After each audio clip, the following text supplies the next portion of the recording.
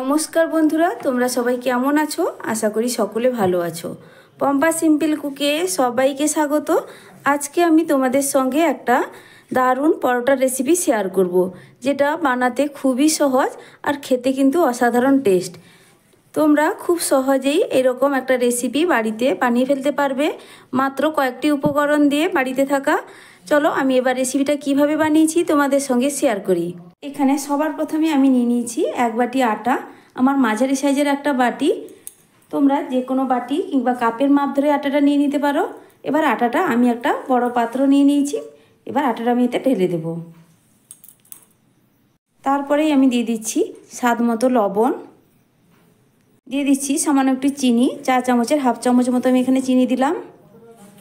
দিচ্ছি সামান্য একটু কালো জিরে, দিচ্ছি এবার সাদা তেল 4 চামচের 2 চামচ, একদমই অল্প পরিমাণ। এগুলোকে ভালো করে আমি একটু মিশিয়ে নেব।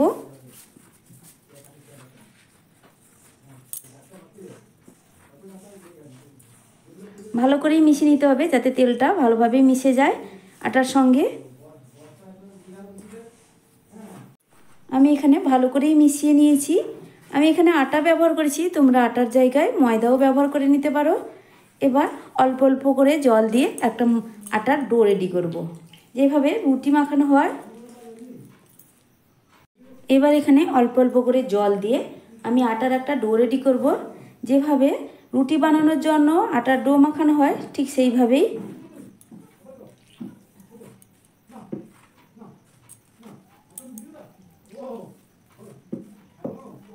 এখানে কিন্তু আমার আটাটা খুব ভালো করেই মাখা হয়ে গেছে। দেখো, ঠিক এইভাবেই মাখিয়ে নিতে হবে। খুব বেশি নরমও না, খুব বেশি শক্তও না, ঠিক এইভাবেই। এবার এটাকে আমি ঢাকা দিয়ে 10 মিনিটের জন্য রেস্টে রেখে দিব। তারপরেই দেখো, আমি এখানে নিয়ে নিয়েছি একটা আলু, আমি খোসাটাকে ছুলে নিয়েছি, আর একটা গাজরও নিয়ে নিয়েছি, আমি গাজরটাকেও খোসা একইভাবে ছেলে নিয়েছি। এবার জলের মধ্যেই আমি আলু আর গাজরটাকে রেখেছি, দুটোকেই আমি একটা গ্রেটারের সাহায্যে গ্রেট করে নেব। এবার প্রথমে আমি আলুটাকে গ্রেট করে নেব। জলের মধ্যে রেখেছি কারণ আলুটা জলের মধ্যেই গ্রেট করতে হবে, নাহলে আলুটার কালার চেঞ্জ হয়ে যাবে, কালো হয়ে যাবে। এবার জলের মধ্যে রেখেই আলুটা আমি এবার গ্রেট করে নিচ্ছি।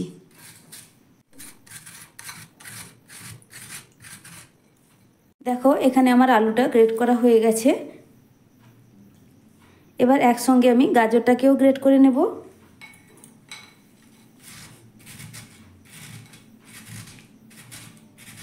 এবার দেখো, গাজরটাও আমার গ্রেট করা হয়ে গেছে। এবার এটাকে আমি ভালো করে জল দিয়ে ধুয়ে নেব। 2 বার মতো আমি ভালো করে জল পাল্টে ধুয়ে নেব। তারপরেই আমি একটা পুর বানিয়ে নেব। তার জন্য গ্যাসে একটা ফ্রাইং প্যান বসিয়ে দিয়েছি, গ্যাসটা জ্বালিয়ে দিয়েছি। দিয়ে দিচ্ছি আমি 2 চামচ মতো তেল, রান্নার সাদা তেল এখানে দিয়ে দিলাম। দেখো, তেলটা দিয়ে দেওয়ার পর তেলটা আমার এখানে কিন্তু গরম হয়ে গেছে। তারপরেই আমি দেখো নিয়ে নিয়েছি এখানে 2টো পেঁয়াজ আমি কুচিয়ে নিয়েছি, অর্ধেক ক্যাপসিকাম কুচিয়ে নিয়েছি, আর 3টে কুচনো কাঁচা লঙ্কা। ঝালের টেস্টটা যে যার পছন্দ মতো দেবে। এবার সব কিছুই আমি দিয়ে দিলাম। এবার পেঁয়াজ আর ক্যাপসিকামটাকে আমি একটু ভেজে নেব।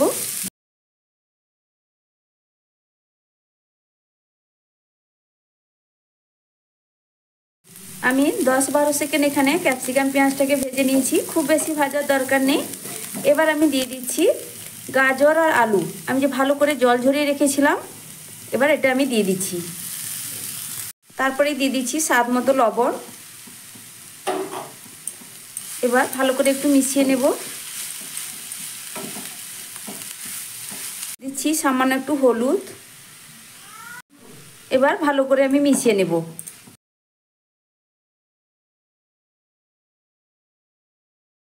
ভালো করেই আমার মিশিয়ে নেওয়া হয়ে গেছে।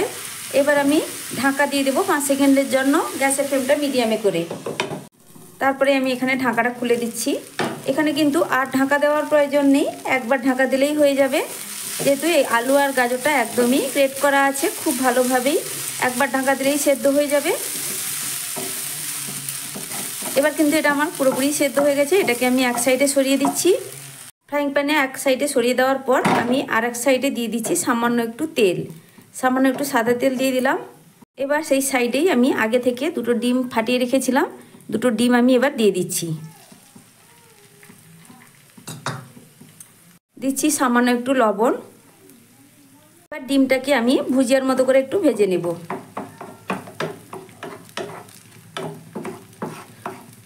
তোমরা কিন্তু ভুজিয়াটা আগেও বানিয়ে রাখতে পারো। আমি কিন্তু এই সাইডেই ভেজে নিলাম, কোনো অসুবিধা হয় না কিন্তু এইভাবে ভাজলে।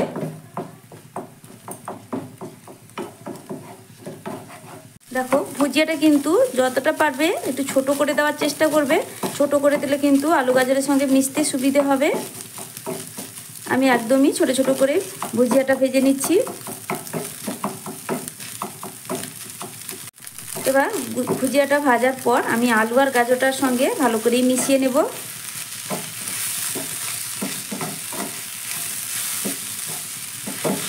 এবার সব শেষে দিচ্ছি 1 চামচ ম্যাগি মশলা। ম্যাগি মশলাটা দিলে খুবই ভালো লাগে খেতে এই রেসিপিটা। এবার ম্যাগি মশলাটা ভালো করেই আমি মিশিয়ে নেব, তারপরেই গ্যাসের ফ্লেমটা অফ করে দেব। এখানে কিন্তু আলু ডিম গাজরের পুরটা আমার একদমই রেডি। এবার গ্যাসের ফ্লেমটা অফ করে দিলাম। তারপরে আমি আগে থেকে মাখিয়ে রাখা আটার ডোটা এখানে নিয়ে নিয়েছি। আবারও ভালো করে একটু আমি মেখে নিচ্ছি।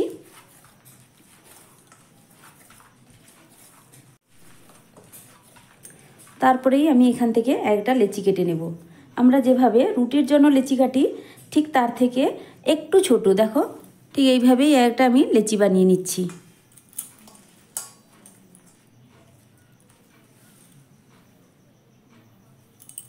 দেখো সব কটা আমি লেচি বানিয়ে নিয়েছি। তারপরেই আমি এটাকে এক সাইডে সরিয়ে দিয়ে এখানে নিয়ে নিচ্ছি একটা প্লেট।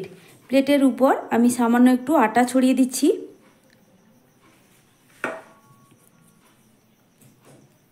ভালো করে আমি আটাটা ছড়িয়ে দিয়েছি। তারপর এটাকে আমি এক সাইডে রেখে দিলাম। তারপর আমি এখান থেকে এক একটা করে আটার আমি লেচিটা নিয়ে এইভাবে গোল শেপ দিলাম। তারপরে দেখো হাতের সাইজে আমি একটা বাটির আকারে গড়ে নিচ্ছি।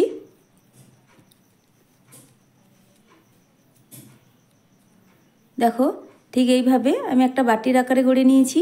তারপরেই আমি আগে থেকে যে পুরটা রেডি করে রেখেছিলাম, এবার পুরটা আমি এর মধ্যেই দিয়ে দিলাম। খুব বেশি দিলে হবে না, আমি দেখো 1 চামচই দিয়েছি। দিয়ে ভালো করে চেপে আমি মুখটা বন্ধ করে দেব। ঠিক এইভাবে দেখো, একটু লক্ষ্য করলেই বুঝতে পারবে, খুবই সহজ। দেখো ভালোভাবে আমি মুখটা সিল করে দিলাম। এবার হাত দিয়ে হালকা করে একটু চেপে আমি এই আটা ছড়িয়ে রাখা প্লেটের মধ্যে রেখে দিলাম। আবার একটা আমি তোমাদের দেখাই, দেখো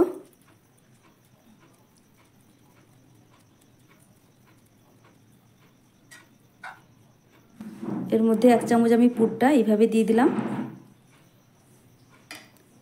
তারপর এইভাবে ধরে চারদিক থেকে মুখটা চেপে আমি বন্ধ করে দেব।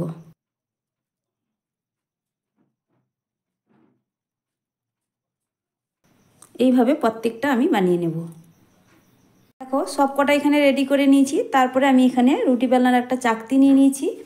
আমি একটু আটা ছড়িয়ে দেব। তারপর এক একটা এখান থেকে নিয়ে হালকা করে একটু বেলে নেব। একটু মোটা করেই বেলতে হবে কিন্তু। দেখো আমি একটু দেখিয়ে দিচ্ছি।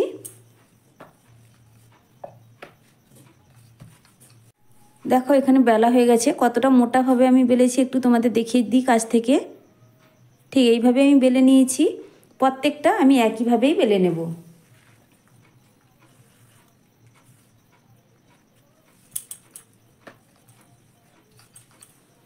আবার একটা আমার বেলা হয়ে গেল। দেখো এখানে আমার কিন্তু সবকটাই বেলা হয়ে গেছে। এবার এগুলোকে আমি ভেজে নেব। ভাজার জন্য আমি গ্যাসে একটা কড়াই বসিয়ে দিয়েছি। তারপরে আমি দিয়ে দিচ্ছি 1 চামচ তেল। আমি কিন্তু এটাকে অল্প তেলেই ভাজবো, তোমরা চাইলে কিন্তু ডোবা তেলেও ভেজে নিতে পারো। এবার তেলটা আমার এখানে গরম হয়ে গেছে। এবার একটা আমি দিয়ে দিলাম। এক পিঠ একটু ভাজা হয়ে গেলে আমি উল্টে দেব। গ্যাসের ফ্লেমটা মিডিয়ামে রেখেই ভাজতে হবে, না হলে পুড়ে যাবে। দেখো এক পিঠ হয়ে গেছে, আমি উল্টে দিচ্ছি। আবারও আমি একবার উল্টে দেব। এইভাবে 2 থেকে 3 বার উল্টে পাল্টে আমি লালচে করে ভেজে নেব। দেখো এখানে আমার পরোটা কি সুন্দর ফুলে উঠেছে। আবারও আমি এটাকে উল্টে দিচ্ছি। কালারটাও কতটা সুন্দর চলে এসছে। এটা কিন্তু ভীষণ সুন্দর হয় খেতে, তোমরা একবার হলে বাড়িতে ট্রাই করে দেখবে। আমার কিন্তু একটা ভাজা পুরোপুরি কমপ্লিট। আমি এটাকে এবার তুলে নিচ্ছি। সব কটা ভেজে নেওয়ার পর আমি এখানে একটা প্লেটে সার্ভ করে নিয়েছি।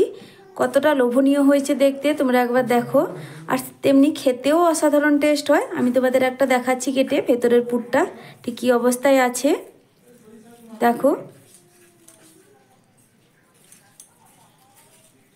এটা কিন্তু ভীষণ সফটও হয়, দারুণ টেস্টি। এরকম রেসিপি তোমরা বাড়িতে খুব সহজেই বানিয়ে ফেলতে পারবে সকালে কিংবা সন্ধ্যায় জলখাবারের জন্য। আমার এই রেসিপি তোমাদের কেমন লাগলো কমেন্ট করে জানাবে। আর যদি ভালো লেগে থাকে প্লিজ লাইক শেয়ার সাবস্ক্রাইব করে দেবে। আজকের মতো টাটা, ফিরে আসছি নতুন এক রেসিপি নিয়ে।